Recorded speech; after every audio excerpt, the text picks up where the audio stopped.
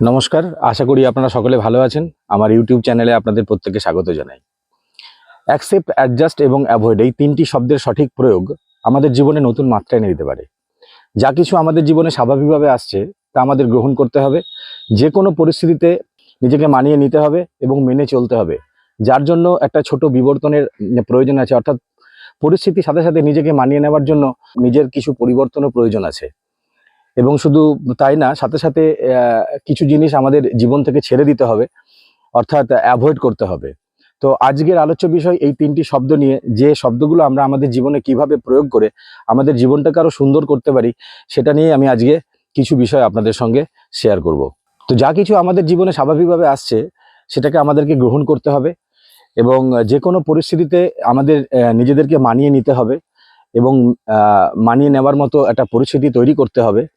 এবং এর জন্য দরকার একটা বিবর্তন, যে বিবর্তনের মাধ্যমে আমরা কিন্তু নিজেদেরকে কিছুটা পাল্টে ফেলতে পারি এবং যা কিছু আমাদের শরীর এবং মনকে দূষিত করতে পারে সেদিকে আমাদের নজর রাখতে হবে এবং সেগুলো আমাদের জীবন থেকে বাদ দিতে হবে। তো জীবন মানে কিছুই না, কিছুটা সময় সৎ চিন্তা এবং সৎ কর্মের মাধ্যমে এটাকে সুন্দরভাবে কাটিয়ে দেওয়াই বুদ্ধিমানের কাজ। তো মূলত আমরা দেখেছি তিনটে বিষয় আমাদের জীবনকে প্রভাবিত করে। এক হলো মানুষ, দুই হলো পরিস্থিতি এবং তিন হলো সময়। এই প্রসঙ্গে আমার শ্রী শ্রী সারদা মায়ের একটা বাণী মনে পড়ে গেল। উনি বলেছিলেন যে সংসারে থাকতে গেলে, সংসারে শান্তি পেতে গেলে ওনার একটা বাণীর মাধ্যমে উনি বুঝিয়েছিলেন, সেটা হলো যাকে যেমন তাকে তেমন, অর্থাৎ মানুষ যেখানে যেমন সেখানে তেমন, অর্থাৎ পরিস্থিতি, এবং যখন যেমন তখন তেমন, অর্থাৎ সময়। আমরা দেখেছি যে আমরা আমাদের জীবনে অনেক সময় মানুষদেরকে নিয়ে একটু সমস্যায় পড়ি, বা মানুষদেরকে আমরা অনেক সময় যে মানুষগুলোর সঙ্গে আমরা আমাদের পরিবার, আমাদের কর্মস্থল এবং আমাদের সোসাইটিতে মেলামেশা করি, অনেক সময় তাদেরকে নিয়েই আমরা কিন্তু সমস্যায় পড়ি। তো দেখা যায় যে কখনো কখনো কোনো মানুষের কথাবার্তা আমাদের ভালো লাগে না, কখনো কখনো কোনো মানুষের অ্যাটিটিউড ভালো লাগে না, কখনো কোনো মানুষের চিন্তা ভাবনা ভালো লাগে না, কখনো কোনো মানুষের খাওয়া দাওয়া ভালো লাগে না, কখনো কোনো মানুষের পোশাক আশাক ভালো লাগে না। ঠিক যখনই এরকম সিচুয়েশন তৈরি হয়, তখন দেখা যায় সেই মানুষটাকে কিন্তু আমরা ব্লেম দিতে শুরু করি, অর্থাৎ আমাদের নিজেদের মধ্যেই একটা ব্লেমিং অ্যাটিটিউড তৈরি হয় এবং ওখান থেকেই আমরা কিন্তু ওই মানুষগুলোকে ফোর্সফুলি বদলানোর চেষ্টা করি এবং যা সম্ভব হয় না।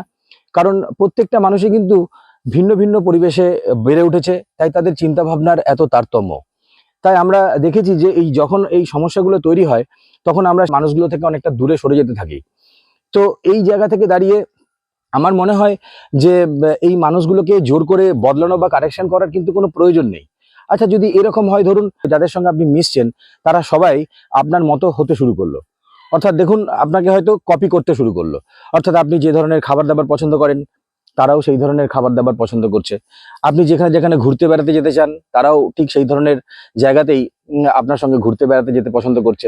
আপনি ঠিক যে ধরনের রংচঙে পোশাক আশাক পছন্দ করেন তারাও ঠিক সেই ধরনের রংচঙে পোশাক আশাক পছন্দ করছে।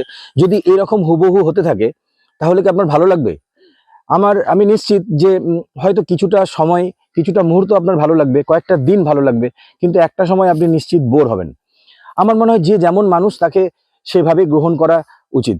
একটা সময় আমরা দেখেছি যে এই মানুষগুলোকে যখন আমরা ব্লেম দিতে থাকি এবং এই ব্লেমিং অ্যাটিটিউড তৈরি হয়, তখন মানুষদের সঙ্গে কিন্তু ওই মানুষগুলোর সঙ্গে আমাদের সম্পর্কের একটা ঘাটতি শুরু হতে থাকে। তো যে যেমন মানুষ তাকে সেভাবে গ্রহণ করা আমাদের উচিত। কাউকে জোর করে বদলানো যায় না, আমরা শুধু তাদেরকে পড়তে পারি। Every human is like a book, we have to study them. তো so don't try to correcting people, start accepting. আমার মতো কেউ হোক বা না হোক, আমি তো তার মতো হতে পারি। তো আমার মনে হয় যে মানুষকে ব্লেম দেওয়া ঠিক না। বা এনিওয়ে, সেকেন্ড যে সিচুয়েশনটা, সেকেন্ড যে বিষয়টা আছে সেটা হলো পরিস্থিতি। দেখবেন যখন কোনো পরিস্থিতি আমাদের এগেনস্টে থাকে তখনই কিন্তু তা আমাদের চিন্তায় ফেলে। তো এরকম ধরনের অনেক সিচুয়েশন আছে, যে ছোট ছোট সিচুয়েশন আছে, যে সিচুয়েশনগুলো থেকে আমরা দেখেছি আমরা উত্তেজিত হয়ে পড়ি, উদ্বিগ্ন হয়ে পড়ি।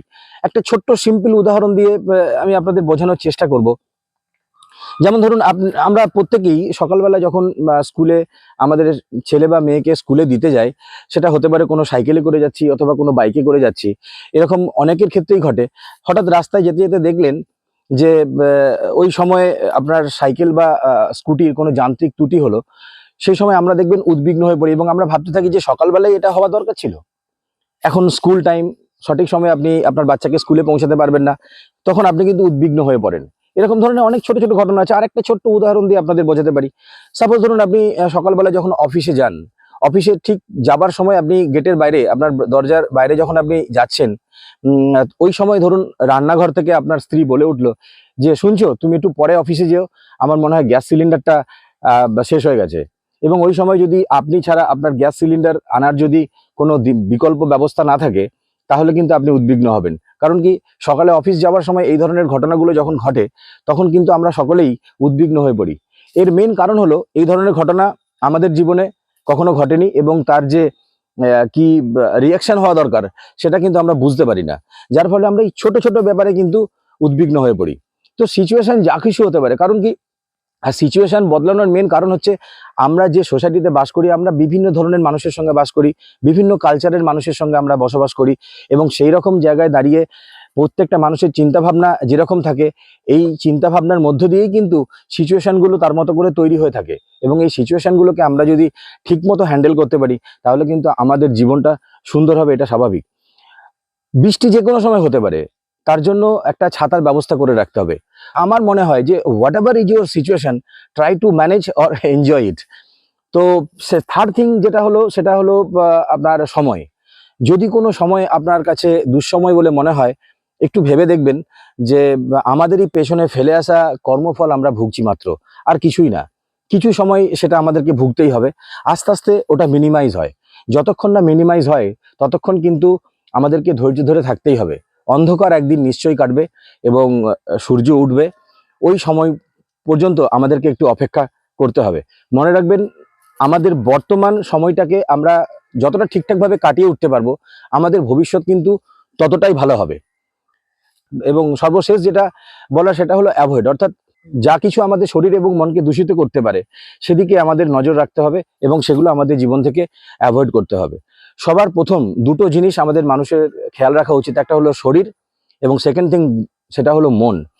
শরীরের দিকে খেয়াল রাখুন। আমরা দেখেছি এরকম অসংখ্য মানুষ অর্থ উপার্জন করতে গিয়ে শরীরের দিকে নজরই দেয় না, এবং একটা সময় দেখা গেছে জীবনের শেষ সময়ে এসে উপার্জিত সমস্ত অর্থই বিসর্জন করতে হয়েছে, নষ্ট করতে হয়েছে নিজের শরীরটাকে ঠিক রাখার জন্য। এটা করা ঠিক না। মনে রাখবেন, আমরা কিন্তু শরীর নিয়েই এই পৃথিবীতে এসেছি, আবার শরীর নিয়েই আমাদেরকে কিন্তু চলে যেতে হবে, বাকি সব কিছু পড়ে থাকবে। তো সকালে একটু তাড়াতাড়ি ঘুম থেকে উঠুন, একটু মর্নিং ওয়ার্কে যান। সকালবেলা যে যেমন বয়স, যেমন ধরুন যে বয়সে দাঁড়িয়ে আছে বা যে বয়সে বিলং করছে, একটা সময় দেখবেন, এই যে সকালে ঘুম থেকে 5টা, 5:30 বা 6টার সময় যে আমরা ঘুম থেকে উঠে একটু মর্নিং ওয়ার্কে যাই, সকালের স্নিগ্ধ বাতাস এবং নবাগত সূর্যের যে আলো, এটা কিন্তু উপভোগ আপনি ততদিনই করতে পারবেন যতদিন আপনি পৃথিবীতে বেঁচে আছেন এবং সুস্থ আছেন। তো আপনাদের সকলকে আমি বলবো যে সকালে একটু তাড়াতাড়ি ঘুম থেকে উঠুন, বিছানা ছেড়ে দিন। আপনি সকালে দেখবেন একটু মর্নিং ওয়াক করার পরে আপনার শরীর এবং মন দুটোই ভালো থাকবে। জীবনে বড় যুদ্ধের জন্য কিন্তু আপনাকে সুস্থ থাকতে হবে, এটা important. Every morning is important for us. আপনি আপনার সকালের খবর রাখুন, আপনার সকাল সারা দিনের খেয়াল রাখবে। আমার মনে হয় প্রত্যেকটা যুদ্ধেরই একটা স্টার্টিং পয়েন্ট হয়, এবং সেটা সকালটাই হলো সেই যুদ্ধের স্টার্টিং পয়েন্ট। তো আপনাদের সকলের জন্য আমি রামকৃষ্ণ দেবের কাছে কৃপা প্রার্থনা করি। আপনারা সকলে ভালো থাকবেন। জীবন হলো কিছুটা সময় মাত্র, আনন্দ করতে ভুলবেন না। জয় শ্রী রামকৃষ্ণ। আবার দেখা হবে কোনো না কোনো ভিডিওতে। ভালো থাকবেন।